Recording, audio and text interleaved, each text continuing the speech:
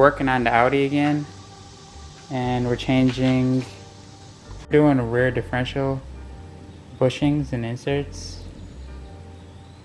And this is what we have, ECS tuning parts. We got the bushings and the inserts right here, and the part numbers for it are right there. And we propped the front wheel. Now we're about to jack up the rear to get started. The bolt is right there, and say T55. Yeah, the stock bolt will be reused. Yeah.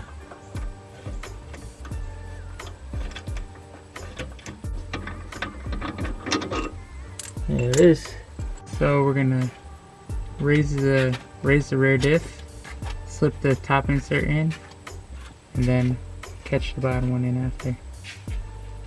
And that's just the two black inserts. This sleeve sits inside the hole. The bevel for the top. Yeah. And then the bottom, all you need to know is the ECS logo for the bottom. And it just goes in here like this. And that's it. And the top one, sleeves in there.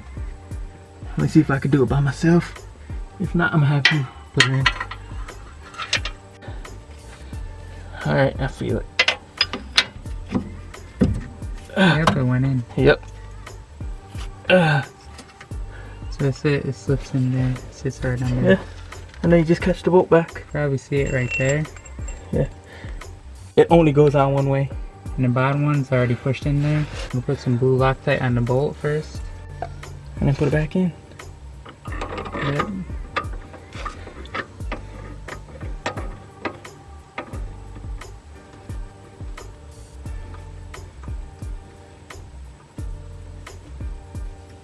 And yeah, it's in. And this is gonna get torqued to 40 foot-pounds. Yeah. Now we gotta do the rears, which are up here. You go ahead and show them that. Yeah, that one there and that one there. These rears are right there. Side one just because the exhaust looks a little harder to do because the exhaust is in the way. And it's because it's aftermarket exhaust. If I didn't have dual exhaust, it would be easy. This wouldn't be here. Yeah, so I kind of made it hard on myself. It's gonna be a little more difficult to install these inserts. But yeah, we're doing the rear inserts next. Yeah. Oh yeah, I gotta do rear differential fluid change too. I ain't never did that yet, right? Alright, here's my drain screw. Just in case anybody gotta do rear differential fluid change. Breaking it loose with just a ratchet and an 18mm short socket. Yeah. 1/2 inch rod. And they're both loose. So both the bolts are loose. I'll take it out now. And of course you do one at a time. Don't try to take out both at the same time. Oh, it's gonna be a pain to get back in. And they gave new bolts. You will not be reusing old bolts. There we go. And that's it. Grab one bolt, one mount, and then some grease. Alright, they're both the same part number. Yeah, they're both the same. Yeah. And that's it. I'll just go ahead and pack it. I ain't taking no chances. Having it squeak the whole time. I think that's more than enough though, right? Yeah, you just need to save half for the other one. Yeah, it's more than half left. We got that, we got a bolt. Let's slip this in and get it right. And putting some thread locker on the bolt too. I don't think it's gonna go all the way in by hand. I think they said just get it pressed in as far as you can. Yeah, the bolt will pull it in.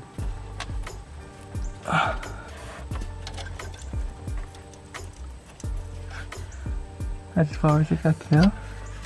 Push it in as much as he can with his hand, and then was able to catch the threads on it. I'm gonna just start tightening it, and then we'll use a torque wrench to rest it away. So we're gonna tighten it to 70 foot-pounds. Yep. That's it. And we're done. Rear differential mount inserts complete. Just use the 3s to drive. And yeah, there's your torque wrench. And we use the 3s to drive torque wrench with a short 18mm socket. And we use this little stubby. And we had this little stubby to get it in as much as possible. And then we use the torque to tighten it. Yeah. That's it for this job. So just jacking it down and we're done. With our jack pad.